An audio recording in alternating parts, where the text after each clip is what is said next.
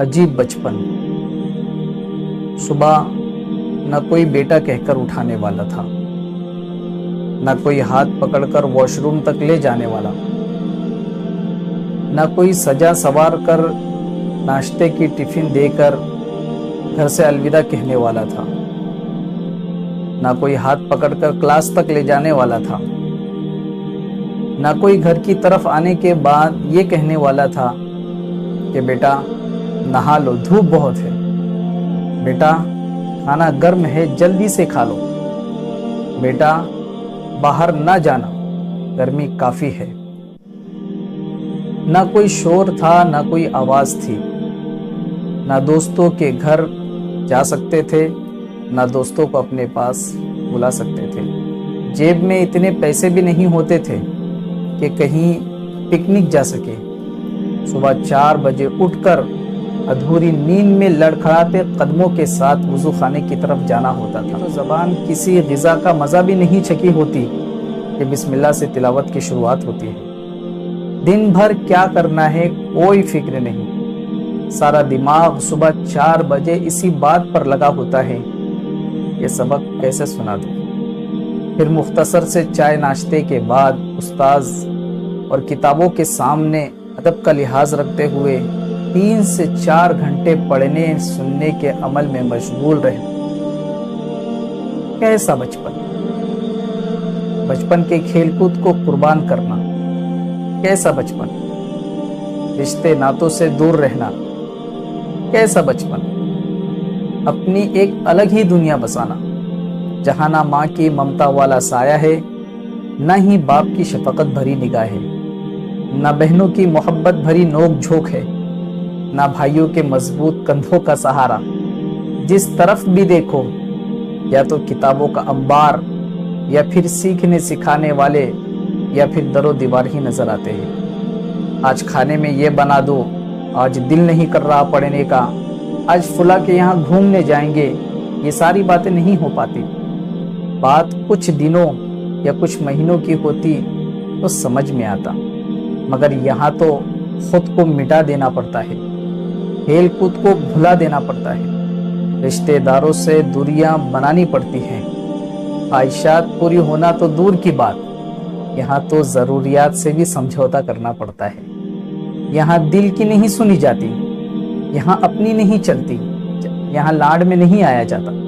گھر کے بادشاہ ہوتے ہیں لیکن یہاں صرف کتابوں میں تاج نظر آتے ہیں۔ ایک کتاب حل ہو تو دوسری حل ہو جائے تو تیسری، ان کی خوشی بھی عجیب طرح کی ہوتی ہے۔ کوئی عبارت حل ہو گئی تو ایسی خوشی جیسے کوئی قلعہ فتح کر لیا ہو۔ کتاب کا آغاز ہو تو خوشی، اختتام ہو تو خوشی، نہ روز کپڑا بدلنے کی فکر، نہ سر میں تیل لگانے کی فکر، نہ پیروں میں ڈھنگ کی چپل، نہ کوئی سواری، بس ایک ہی دھت دل و دماغ پر سوار ہوتی ہے کہ یہ سال کب گزرے گا اور میں آگے کے درجے میں کب جاؤں گا۔ آخر وہ وقت آ جاتا ہے کہ اس کی خوشی کی انتہا نہیں رہتی، دل و دماغ اپنے لیول پر نہیں رہتا، جیسے کوئی پرندہ اپنے آزاد پروں کے ساتھ اونچی اڑان اڑنا چاہتا ہو، اور وہ اس کے تعلیم کے مکمل ہونے کا آخری سال ہوتا ہے۔ سر پر سرخ یا سفید امامہ ہوتا ہے۔ آج کے دن کے لیے اس نے اپنا بچپن بڑھاپے کی طرح گزارا۔ 6 مہینے، کبھی کبھی سال بھر گھروں کی رونق دیکھنا نصیب نہ ہوا۔ آج وہ دن آ گیا کہ وہ حافظ، قاری، عالم بن کر نکلا۔ جی ہاں ناظرین، یہ ہوتی ہے ایک طالب علم کی طالب علمانہ زندگی، جو 12-15 سال اپنی ہر چیز کو قربان کر کے امت کے لیے، ملت کے لیے، قوم کے لیے، عوام کے لیے ایک پیشوا، ایک رہنما، ایک امام، ایک قائد بنتا ہے۔ جی ہاں دوستو، آپ جسے اپنی مسجد کا چھوٹا سا امام سمجھ رہے ہو، وہ صرف امام نہیں ہے، بلکہ اپنی زندگی کے خوشحال ایام قربان کر کے آپ کے اور آپ کی نسل کے دین و ایمان کی حفاظت کرنے والا ایک دین کا خادم ہے۔ آپ جسے اپنے مکتب کا چھوٹا سا مدرس سمجھ رہے ہیں، جو آپ کے بچوں کو معمولی تنخواہ پر بڑی خوشیوں کے ساتھ پڑھاتا ہے، اس نے اپنے بچپن کی خوشیاں آپ کے بچوں کے بچپن کے لیے قربان کی ہے۔ آج اگر آپ کے دروازے پر کوئی مدرسے کا ذمہ دار آتا ہے تو اسے عام فقیر نہ سمجھو، وہ اس پودے کے لیے پانی لینے آیا ہے جو پودا آگے چل کر آپ کو، آپ کی نسلوں کو دین متین کا سایہ دے گا۔ آج اگر کسی امام یا معلم یا پھر کسی مدرسے کے استاذ کو کم تنخواہ پر خوشحال دیکھ رہے ہو تو یقیناً یہ اس کے طالب علمانہ زندگی کی قربانیاں ہیں۔ جی ہاں ناظرین، یہ دین کے وہ سپاہی ہیں جنہوں نے اپنی ساری جوانی دین کی حفاظت میں لگائی ہے، اور مرتے دم تک وہ آپ کی نسلوں کی فکر کرتے ہیں۔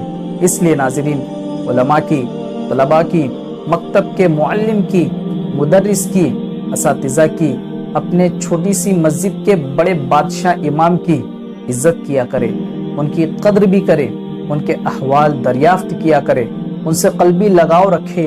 یہ وہ لوگ ہیں جنہوں نے آج تک دین کو دنیا میں باقی رکھا ہے، اور یاد رہے ہر فن کے لیے اللہ نے بندے چن لیے ہیں۔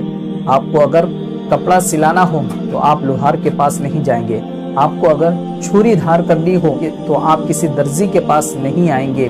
اسی طریقے سے قرآن سیکھنا ہو، حدیث سیکھنی ہو، نبی کی صورت، نبی کی سیرت، نبی کا کردار سمجھنا ہو تو چٹائیوں پر بیٹھنے والوں کے پاس آنا پڑے گا۔ ناظرین، آج آپ دیکھیں کہ کس طرح سے اللہ نے ہمارے درمیان سے علماء کی ایک بڑی جماعت کو اٹھا لیا ہے۔ آپ اسے معمولی نہ سمجھے، یہ قیامت کی نشانیوں میں سے ایک بہت بڑی نشانی ہے۔ اپنے درمیان جو علماء باقی رہ گئے ہیں ان کی قدر کریں، ان سے دین سیکھے۔ آقا کریم علیہ الصلوۃ والسلام ارشاد فرماتے ہیں، یہ دنیا اس وقت تک ختم نہیں ہوگی، زمین و آسمان نہیں پھٹیں گے جب تک کہ اس دنیا میں ایک بھی اللہ اللہ کہنے والا موجود ہوگا۔ تو ان علماء اور طلباء کی زندگیوں کو دیکھے، یہ آج بھی اللہ کا ورد قال اللہ قال رسول سے جاری رکھے ہوئے ہیں، تو یہ تو دنیا کے بچانے کا سبب بنے ہوئے ہیں۔ جی ہاں دوستوں، علماء طلباء کی قدر اصل دین اسلام کی قدر ہے۔ خدا بند قدوس ان طلباء و علماء کی ہر طرف سے حفاظت فرمائے جنہوں نے اپنے بچپن اور اپنے ماضی کو کسی اور کے مستقبل اور فیوچر کے لیے قربان کر دیا۔ کومنٹ باکس میں آمین ضرور لکھنا، اور ویڈیو کو لائک کر کے اپنی محبت کا اظہار ضرور کرنا، اور ساتھ ہی ساتھ اگر چینل پر نئے ہو تو چینل کو سبسکرائب ضرور کر لینا۔ پھر ملیں گے ایک نئے ویڈیو کے ساتھ۔ السلام علیکم ورحمۃ اللہ وبرکاتہ۔